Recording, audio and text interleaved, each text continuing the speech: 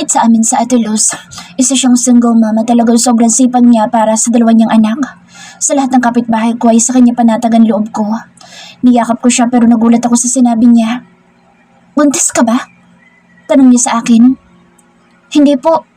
Katunayan po'y may dalaw po ako kagabi. Sagot ko sa kanya. Baka nga mali ako. Sabi niya sa akin. Siguro nga po. Ingatan mo sarili mo ha. Huwag ka magpapakapagod masyado. At kung ano man ang pinagdadaanan mo ngayon ay malalampasan mo rin ito. Sabi niya sa akin. Salamat po. Maraming salamat po. Bumalik na ako sa bahay para magluto ng tanghalian namin. Mamayang gabi ako babiyahe para walang makapansin sa amin. Mas safe kapag gabi kaya susulitin ko muna na kasama ko ang mga kapatid ko. Sana lang ay tuluyan na kami makaalis para makalayo na ako dito. At kukunin ko ulit ang mga kapatid ko. Hindi ko sila pwedeng dalhin dahil sayang ang opportunity na meron sila. Lalo na't nag-aaral sila at ayoko na sayangan nila ito. Desisyon namin ito ni Yen at nagpapasalamat ako sa kapatid ko dahil naiintindihan niya ako, ang kalagayan ko at ang nararamdaman ko. Ate, ingat kayo ni Lucio sa pupuntahan niyo. At please, huwag mo sasabihin sa amin kung nasaan kayo. Mas makabubuti yun sa atin. Baka kasi madulas pa kami kapag alam namin kung nasaan kayo. Sabi sa akin ng bunso kong kapatid. Opo, bunso. Kayong dalawa'y ingat din dito ha. Tatawag akong palagi sa inyo, bunso. Palagi ka makikinig sa ate mo at huwag kayong mag-aaway. Sabi ko sa kanya. Opo, ate. Family hug. Masayang sabi niyan. Nagyakapan kaming tatlo. Sisikapin ko na makabalik agad para kunin sila. Pangako ko na hindi ito magtatagal. Aayusin ko muna sarili ko at ang buhay ko para sa pagbalik ko ay maging masaya na ulit kami magkakapatid. Habang nagbibihis ako'y kinakabahan ako. Kinakabahan ako pero kakayanin ko para sa anak ko. Para sa amin dalawa. Pagkatapos ko magbihis ay lumabas na ako. Nagbook ako ng sasakyan para ihatid kaming papunta sa bus terminal. Salamat po. Pasasalamat ko kay Manong driver. Bumili na ako ng ticket at umakyat na kaming dalawa ni Lucio sa bus. Hinihintay na lang namin na mapuno na ang bus para makaalis na. Nilalaro ko ang anak ko para hindi siya umiyak at mainip pero nang tumingin ako sa labas ng bintana ay nanlaki ang mga mata ko at bumilis ang tibok ng puso ko. Paano nila akong nahanap? Tanong ko sa sarili ko. Mabilis akong tumalikod para hindi niya ako makita. Ipinapanalangin ko na wag sana silang umakyat dito. Pero sadyang sinusubok ako dahil bigla na lang umiyak ang anak ko. Baby, huwag ka nang umiyak please. Huwag ka nang umiyak. Bulong ko kay Lucio. Third person's POV. Patuloy na umiiyak si Lucio habang si Sunshine ay naiiyak na rin dahil hindi niya alam ang gagawin niya. Pinapadada niya ito pero hindi pa rin mapakali si Lucio. Ayaw nitong dumeda at patuloy pa rin ito sa pang-iyak. Miss, hindi mo ba kayang patahanin yan? Nakakainis ang ingay. Naiirita na saad ng isang pasahero. Sorry po. I'm sorry po. Parang naiiyak na paghingi ng paumanhin ni Sunshine sa babae. Alam mo miss, bumaba ka na lang kung ganyan lang. Maawa ka naman sa amin. Ang ingi-ingi ng anak mo. Mataray pa na sabi nito. May anak po ba kayo? Mahinahon na tanong ni Sunshine sa babae. Wala. Mabilis na sagot ng babae. Kaya po pala hindi niyo maintindihan. Kasi hindi ko naman po gusto na umiyak siya. Kahit sinong nanay hindi ko gusto na umiyak ang mga anak nila. Ginagawa ko naman po lahat para mapatahan siya. Maintindihan mo lang ako kapag nagkaroon ka rin ng anak. Saad ni Sunshine at tumayo na siya para bumaba sa bus. Naku Iha, pasensya ka na dito sa apo ko. Matabi lang talaga ang dila niya at isip bata. Huwag kang bumaba, kami na lang bababa. Sabi na matanda na kasama ng babae. Huwag na po, ayoko pong makastorbo sa kahit na sino dito. Saad niya sa matanda. Naku miss, okay lang, naiintindihan namin. Tingnan talaga kapag maliit pang bata. Nakangiti na sabi ng isang lalaking pasahero. Oo nga miss, huwag ka nang bumaba. Mahamog na sa labas at nagbayad ka naman ng pamasahe. Huwag mo nalang pansinin ang mga katulad niya. Salamat po. Pasasalamat na Sunshine. Hindi na muna umupo si Sunshine. Nawala na sa isip niya na nagtatago siya kay Xavier. Nakatayo siya at hinahela niya si Lucio. Nakahinga siya ng maluwag dahil sa wakas ay tumahan na ito. Ayaw lang pala nitong nakaupo dahil inaantok na. Pinagmasdan ni Sunshine ang anak niya at hindi niya napigilan ang mga luha niya. Nawala sa isip niya na nakatingin sa kanya ang mga tao dahil humahagulhol na talaga siya. Hindi na niya kayang pigilan ang nararamdaman niya. Nahihirapan siya at natatakot. Iya, pasensya ka na talaga sa ginawa ng apo ko. Miss, huwag ka nang umiyak. Sorry na, hindi ko sinasadya. Saad na mismo ng babae dahil nakonsensya ito. Samantala, kanina pa si Xavier paikot-ikot at akyat baba sa mga boss para hanapin si Sunshine. Hindi niya ito hahayaan na makaalis. Kahit na ano mangyari ay pipigilan niya ito. Isang boss na lang ang hindi niya napuntahan at aalis na ito ngayon kaya naman mabilis siyang umakyat. Sunshine? Napali mo naman si Sunshine at bumungad sa kanya si Xavier. Ang lahat ng pag-asa na meron siya unti-unting nawala. Hindi niya alam kung anong gagawin niya. Papalapit na ito kaya naman umatras si Sunshine. Huwag kang lumapit! Diyan ka lang! Sigaw niya sa lalaki. Nagtataka naman ang iba at ang ibang babae ay kinikilig dahil sa taglay na kagwapuhan ni Xavier. Huwag ka nang gumawa ng eksena dito. Umuwi ka na. Mahina ako na saad nito kay Sunshine. Hayaan mo na lang ako umalis. Hindi mo naman dito anak. Kaya bakit ka nandito? Bakit mo ako pinipigilan na umalis? Umiiyak na tanong ni Sunshine. Let's go. Saad dito? Hindi. Hindi ako sasama sa'yo. Matatag na sabi ni Sunshine. Don't test my patience, Sunshine. May diin na saad niya. Miss, sumama ka na kay Pogi para makaalis na kami. Saad ng driver. Kuya, tulungan niyo po ako. Hindi po ako sasama sa kanya. Pinipilit po nila akong magpakasal. Nagbabaka sakali si Sunshine na may tumulong sa kanya. Kanino? Sa kanya? Diyos ko po, miss. Kung ganito naman kagwapo ay magpakasal ka na. Sabi ng konduktor. Ikaw na lang magpakasal, kuya. Mukha lang niyang matino pero hindi talaga. Gwapo lang siya pero mas maugali niya. Shit. Asik nito sabay hila kay Sunshine. Bitiwan mo nga ako.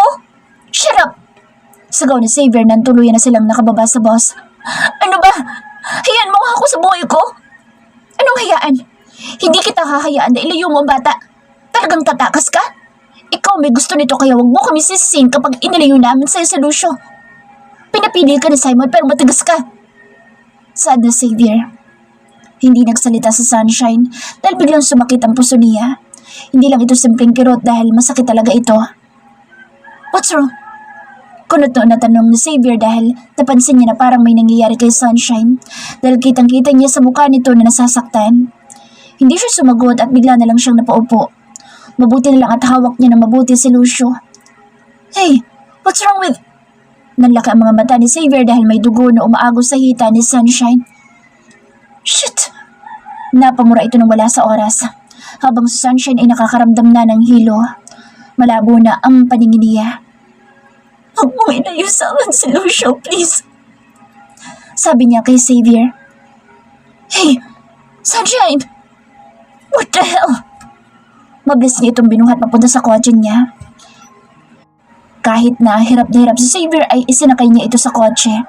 Patuloy pa rin ang pag-agos ng dugo sa binti ni Sunshine. Nawala na rin ito ng malay. Sobrang kinakabahan siya dahil hindi niya alam ang nangyayari. Gulong-gulo na siya at hindi niya alam ang gagawin niya. May kakaibang takot siyang nararamdaman. Mabuti na lang at tulog na tulog sa kandungan niya si Lucio. Mabilis ding tinawagan ni Xavier ang mommy niya. Nang makarating sila sa ospital ay mabilis na inisikaso sa Sunshine. Buntis po ba siya? Tanong ng doktor sa kanya. Buntis? Hindi ko alam. Kinakabahang sagot niya. Dito lang po kayo, sir. Mukhang buntis po siya. Aalamin namin ang lagay ng baby. Mukhang marami ng dugo na nawala sa kanya. Sana lang ay makasurvive po ang baby. Hindi alam ni Xavier ang gagawin niya. Para siyang nabingi sa narinig niya. Binalot ng takot ang puso niya sa narinig niya. Anak, ano nangyari? Tanong ni Bea na kararating lang. She's pregnant, Mom. Ano? Yun ang nga bang sinasabi ko sa'yo? Kumusta na siya? Ano nangyari sa kanya? Sunod-sunod na tanong ni Bea sa anak niya. Ayoko lang naman na mawala siya. Ayaw mong mawala o gumaganti ka sa kanya? Hindi ako nangingialam sa iyo pero sinasabi ko sa iyo, kapag may mangyayari kay Sunshine at sa anak niya, ako mismo gagawa ng paraan para ilayo siya sa iyo. Galit na saad ni Bea. Hindi ako nagbibiro sa Xavier. Gagawin ko talaga sinasabi ko. Seryosong sabi ni Bea. Hindi na sumagot si Xavier at nakatayo na siya ngayon sa may pinto ng emergency room. Hinihintay niya na lumabas ang doktor. Are you the husband, sir? Tanong nito sa kanya. Yes, sagot ni Xavier. She's pregnant. And the baby? What happened to the baby? Tanong ni Xavier sa doktor. Wala na ang baby. Your wife was 10 weeks pregnant at hindi yata siya aware na buntis siya. Sagot ng doktor kay Xavier. Parang nabingi si Xavier. Nag-unang tumulo ang mga luha niya. Tell me, nagbibiro ka lang, di ba? Sabihin mo sa akin ang totoo, nagbibiro ka lang. Buhay pa ang anak ko. Umiiyak na saad niya. I'm sorry, sir. Pero nakunin po ang asawa niyo. Sagot ng doktor. Oh, Tom. Hindi na natapos na Xavier ang sasabihin niya dahil sa lakas ng sampal na natanggap niya sa mommy niya. Sinabi ko na sa'yo pero hindi ka nakinig. Mahal mo pero sinaktan mo. Hindi mo alam kung gaano kasakit mawala ng anak. Nung nawala ang ate mo, halos mabaliw ako. Face the consequences of your actions. Galit na sabi ni Bea sa anak. I'm sorry, Mom. Hindi ko alam. Hindi ko alam na buntis siya. I'm sorry. Umiiyak na saad ni Xavier. Hindi mo alam dahil nasisipan mo lang kung paano mo siya maluloko.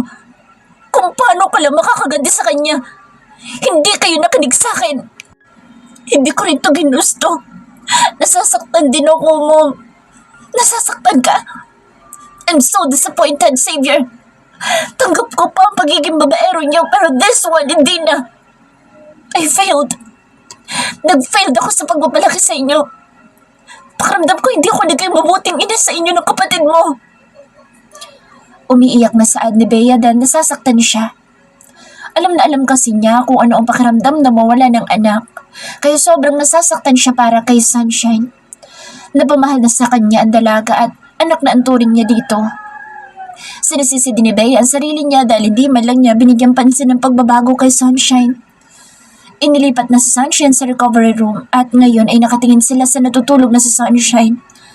Habang nakatingin siya sa babae, hindi na naman mapigilan ni Bea ang mga luha niya. Kaya pinangako niya sa sarili niya na tutulungan niya ito. Gagawin niya ang lahat para mapabuti ito. Kahit pa ang kapalit ay masaktan na rin niya ang anak niya. Gusto niyang bigyan ng leksyon ng mga anak niya. Kailan ka pa ba matututo, Xavier? Sana this time matuto ka na. Saad nito at lumabas na sa silid ng recovery room para ihatid sa bahay nilang apo niya. Samantala, naiwan naman si Xavier at nakatulala lang siya sa natutulog na si Sunshine hanggang sa nagising na ito.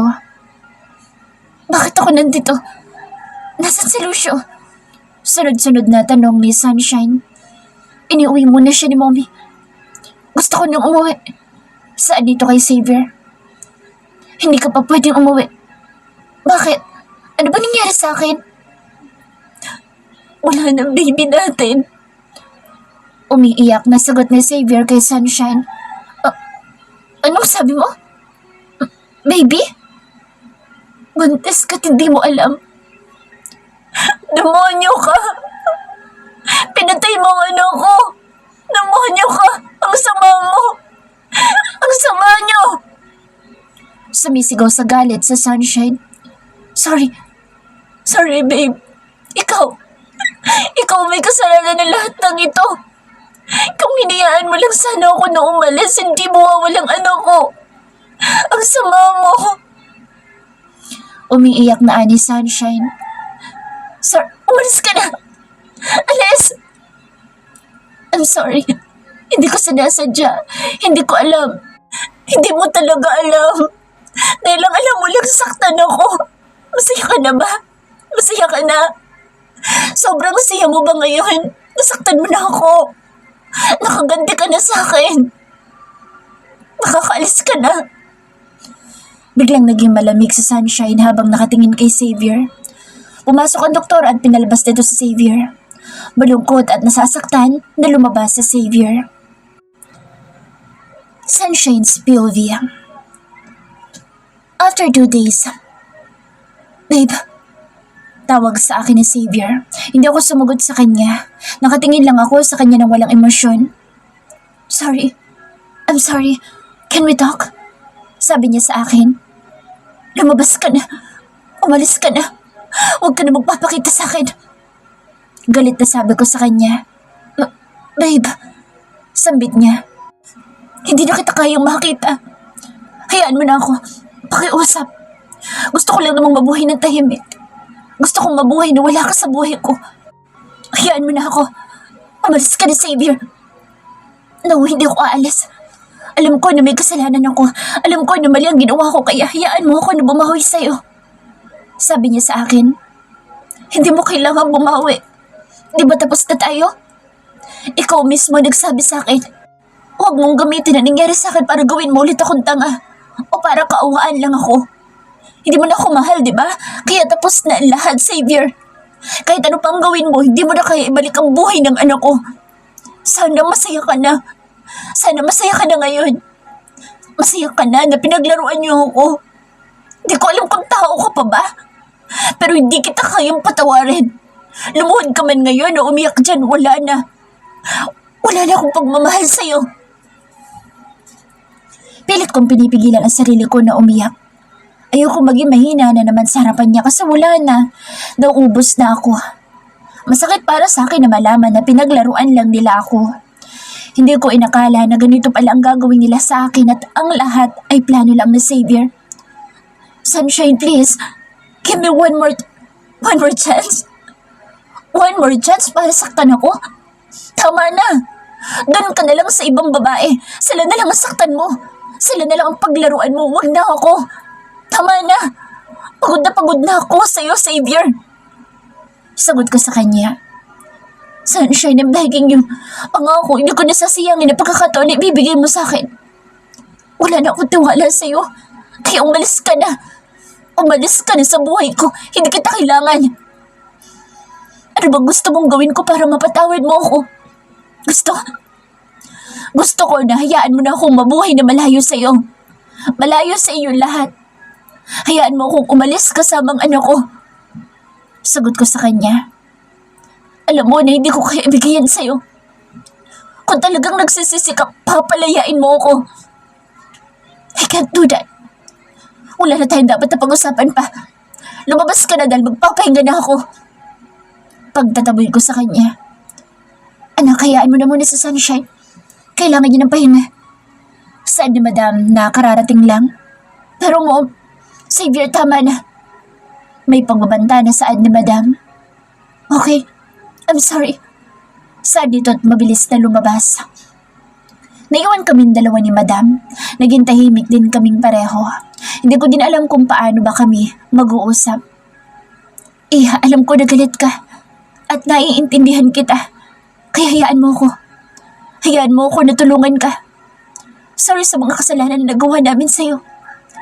Alam ko na masakit mawala ng anak dahil naranasan ko rin ito. Kaya kung gusto nyo umalis ni Lucy, hahayaan kita. Hahayaan kita na gawin ang gusto mo. Pangako hindi nila malalaman kung nasan ka. Umiiyak na sabi niya. Salamat po. Pasensya na po kayo. Hindi ko na po talaga kaya na magstay dito. Sobrang sakit po ng ginawa nila sa akin. Hindi ko po alam kung kaya ko bang patawarin sa Xavier at sa Simon. Galit po ako sa kanila. Sa kanilang dalawa. Umiiyak na sabi ko sa kanya. I'm sorry. Sorry, anak. Niyakap niya ako. Niyakap ko din siya. So, rin beses ay gusto ko magtiwala sa kanya dahil ramdam ko na ngayon ay tutulungan na talaga niya ako. Aalis ako dahil yun ang kailangan ko ngayon. Dahil mas gusto ko na buuin ang sarili ko na sobrang sinira nila. Kahit ano pa mangyari, sasama ko ang anak ko. Kaming dalawa. At babalik kami kapag okay na. Kapag okay na ang lahat. Magpagaling ka muna sa ngayon, anak. At kapag malakas ka na, pwede ka nang umalis. Sabi niya sa akin. Salamat po. Maraming salamat po, Mommy. Sabi ko sa kanya. Ano man na mangyari, ikaw pa rin ang daughter-in-law ko. Hindi yun magbabago. Umiiyak na sabi niya sa akin. Bumuhos ang luha ko habang nakayakap ako sa kanya.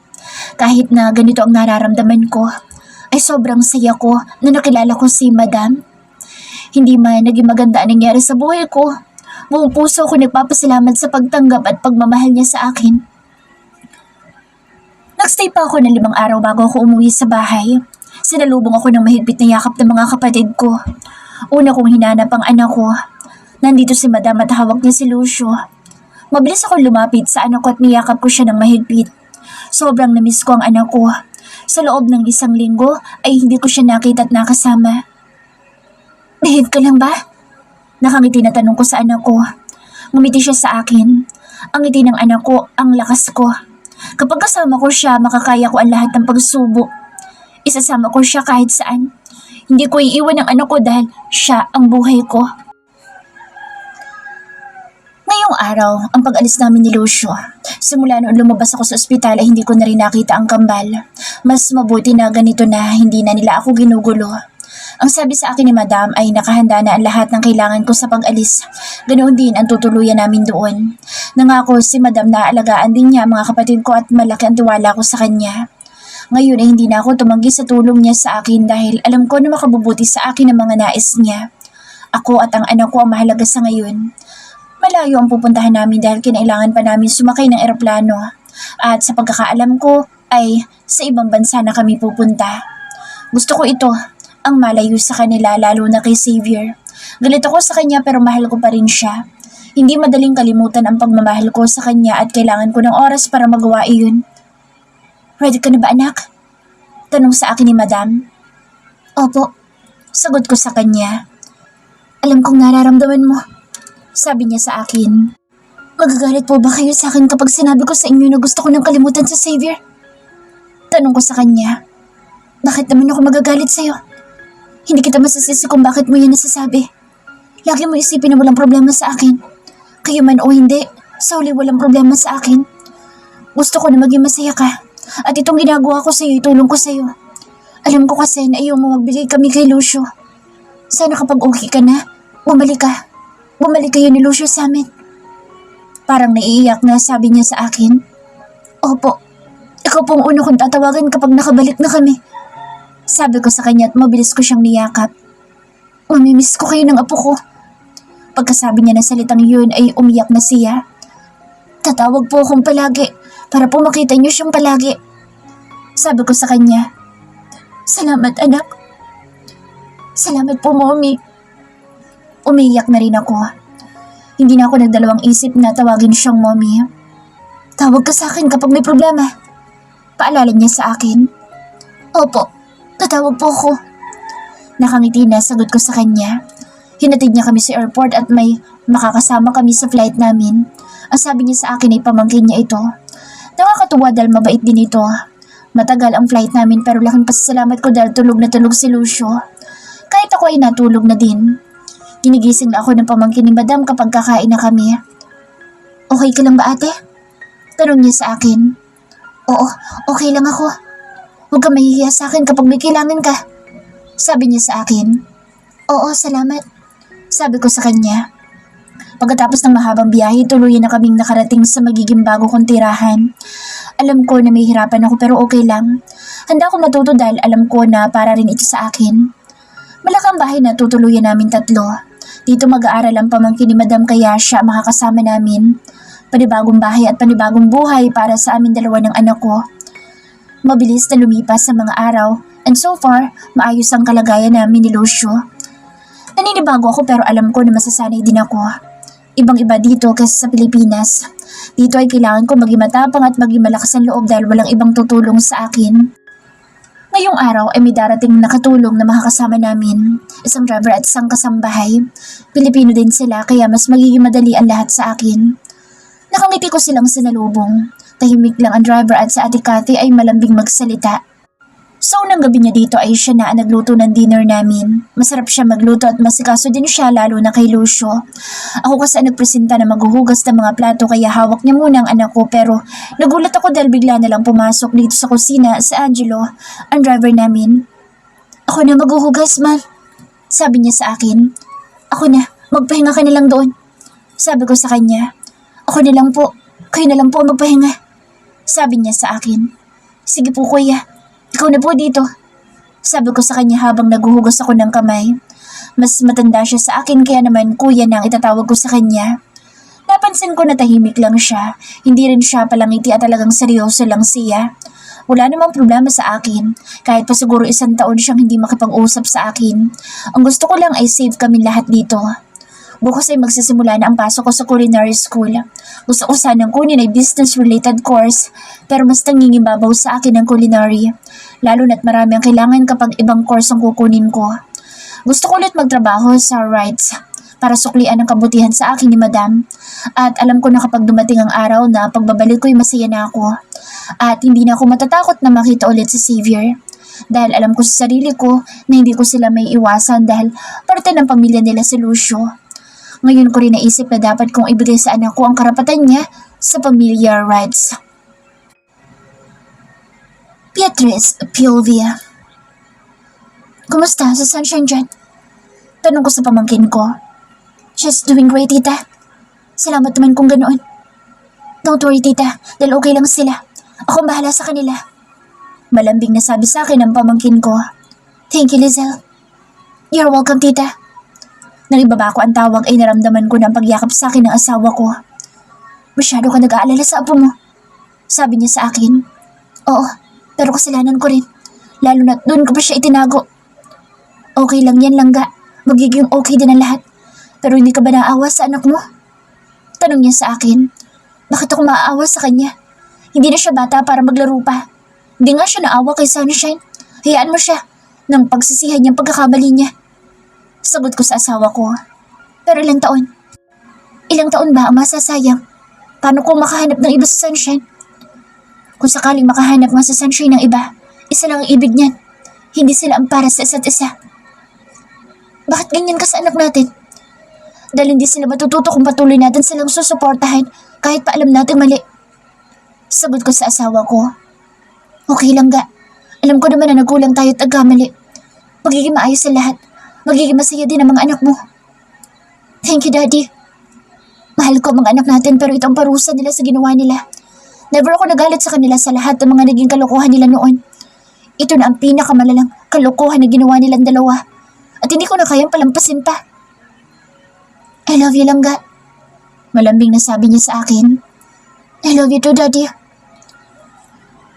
Bumaba na ako papunta sa kusina at nadatnan ko sa Xavier na nakaupo sa may couch dito sa living room namin. Mom, please. Hayaan mo na ako makita ang mag-ina ko. Hayaan mo na siya, Xavier. Hayaan mo na sa Sunshine. Mom, I'm sorry. Alam ko na mali ako. Na mali ang ginawa ko pero please, huwag ka magalit kay Simon. Sa akin na lang po. Huwag na kayo magkampihan na dalawa. Wala pa rin namang magbabago. Kung talagang mahal mo sa Sunshine ay hayaan mo siya. Dahil kung para siya sa iyo ay mangyayari iyan. Paano po ang anak ko? Anak mo? Akala ko ba'y anak na Simon? Pagkatapos mong itanggi na hindi mo anak ay sasabihin mo ngayon sa akin na anak mo? Naiinis na sabi ko sa kanya. Ako po talagang tunay na daddy ni Lucio. Sinabi ko lang iyon dahil galit ako kay Sunshine. Sagot ni Xavier sa akin. Dahil sa ginawa mo, tanggapin mo ang galit niya. Sige na, makakalis ka na. Wala na tayong dapat na pag-usapan pa. Wala akong sasabihin sa iyo tungkol sa kanilang dalawa. Gumawa ka ng paraan. Paano akong gagawa ng paraan kung hinaharang mo? Hindi ko na problema yan. Sabi ko, tinalikuran ko na siya. Mahal na mahal ko sila at nasasaktan din ako sa ginagawa kong ito. Pero mas nasaktan nila si Sunshine. Ito ang paraan ko para hindi tuluyang mawala ang apo ko. Dahil kapag nagmatigas pa kami ay ilalayo niya si Lucio. Ayaw ko na tuluyan niya ipagkait sa akin ng apo ko. Ayoko dagdagan ang kasalanan namin sa kanya. Kaya ako nang gumawa ng paraan para tulungan siya. Sana lang maging mabait ang tadhana sa mga anak ko. Lalo na kay Xavier. Sunshine's Pulvia. After 3 years. Ate, ready ka na bang umuwi? Tanong sa akin ni Liz habang nag-i-empake ako ng mga gamit namin. Oo naman, ready na kaming umuwi. Miss ko na mga kapatid ko at hindi naman nalata na excited ako. Natatawa na sagot ko sa kanya. Are you go, ate? Pabiro na tanong niya sa akin. Yes, we are go. Natatawa rin na sagot ko sa kanya. Nagtawanan kaming dalawa. Iniwan niya muna ako at inayos din niya ang mga gamit niya. Makalipas ang ilang oras ay sumilip ulit siya dito sa room namin. Let's go na ate. Nakangiti na sabi niya sa akin. Let's go. Masigla na saad ko din sa kanya. Ngayon ang araw ng uwi namin sa Pilipinas. Sa nakalipas na 3 taon ng buhay ko'y naging masaya at tahimik ako kasama ng anak ko. Okay na ako ngayon. Wala na ang bigat sa puso ko. Ang bigat at lungkot ay nakalimutan ko na pero hindi ang tao na gumawa sa akin noon. Are you ready to go home, anak? Tanong ko kay Lucio. Yes, mommy. Nakangiti na sagot sa akin ng anak ko. Malaki na talaga ang Lucio ko. At sa darating na pasukan ay mag-aaral na siya. Matalino at mabait siyang bata. Sobrang laki ng improvement niya. Sigurado ako na matutuwa ang mamita mo kapag nakita ka niya. Miss na miss ka na niya. Sabi ko sa anak ko. Me too, mommy. I miss her so much. Malambing na sagot niya sa akin.